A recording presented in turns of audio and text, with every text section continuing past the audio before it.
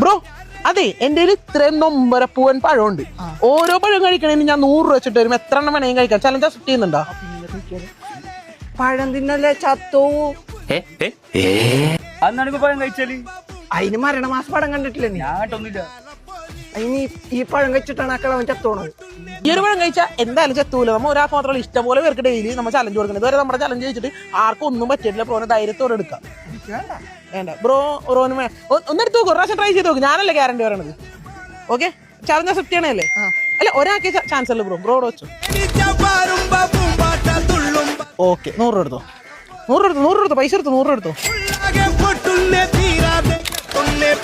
മരണോന്നോ മരണമാസം എന്തോ പറയുന്നുണ്ടായില്ല. എന്താ സംഭവം?